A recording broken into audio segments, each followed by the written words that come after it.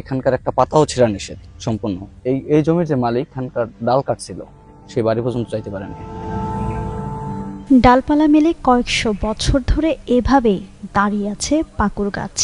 যদিও স্থানীয়রা চেনেন বটগাছ নামে, খুঁজে পাওয়া যায় না গাছটির শেকড় কাণ্ড। মাকড়সার মতো ডালপালা ছড়ানো ভুতুড়ে এই গাছটির নিচে গেলে শিউরে ওঠে। কেউ ভাঙে না গাছের ডাল, এমনকি কেউ ছিঁড়ে না গাছের পাতাও। ৫.৫ একর জমিতে বেড়ে ওঠা গাছটি ঘিরেই গড়ে উঠেছে দুটি গ্রাম।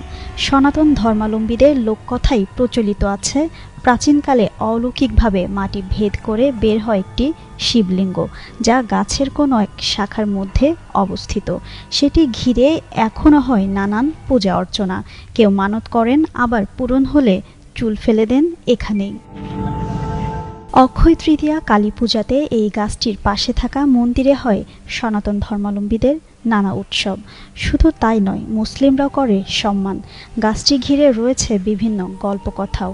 গাছের পাতা ছিঁড়লে, ডাল ভাঙলে নাকি হয় অমঙ্গল, এমনকি ক্ষতির ভয়ে গাছের মগডালে উঠে সৌন্দর্য দেখতেও রাজি হন না কেউ। এখানকার একটা পাতাও ছেঁড়া নিষেধ সম্পূর্ণ, প্লাস জুতো নিয়ে গাছ পাড়ানো নিষেধ। বুড়া বুড়ি বললে আইছে যে এটা গাছটার ডালপাল্লা কেউ ভাঙবা না, ভাঙ্গিয়া তারা মারা গেছে।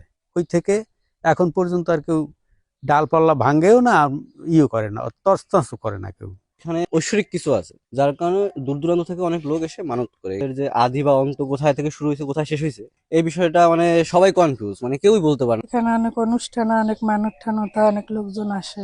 স্থানীয়রা বলেন, বহু বছর আগে গাছের একটি ডাল পড়ে ফসলি জমিতে। জমির মালিক গাছ কাটার চেষ্টা করলে মারা যান। অনেকে আবার বলেন গাছের পাশে একটি খাল ছিল। পূর্ণিমা রাতে সেই খালে ভেসে আসতো সোনার হাড়ি, পাতিল। এক ব্যক্তি লোভে পড়ে পাতিল চুরি করেন, তারও হয় মৃত্যু। এমনকি শুকিয়ে যায় খাল। এই জমির যে মালিক, সে একবার এখানকার ডাল কাটছিল, সে বাড়ি পর্যন্ত যাইতে পারে নাই, তার আগে মারা গেছে পথে। পুলার দিকে গেছে পা ঠাল কাটতে হেলাইছিলে, এই পরে শুনছি বাড়িতে আমি যাইতে না আগে মারা গেছে। প্রমাণ না মিললেও যুগের পর যুগ ধরে লোকমুখে প্রচলিত হয়ে আসছে এসব গল্প। আর কৌতূহলী হয়ে দেশের বিভিন্ন জায়গা থেকে আসছে মানুষ। ভিড় জমছে প্রতিদিন। আর স্থানীয়রা বলছেন, আগামীতেও গাছটি ভরসা হয়ে থাকুক, পাখিরাও ঠাঁই পাক নিরাপদ আশ্রয়ে। জিন্নাত আরা ঋতু, যুগান্ত নিউজ।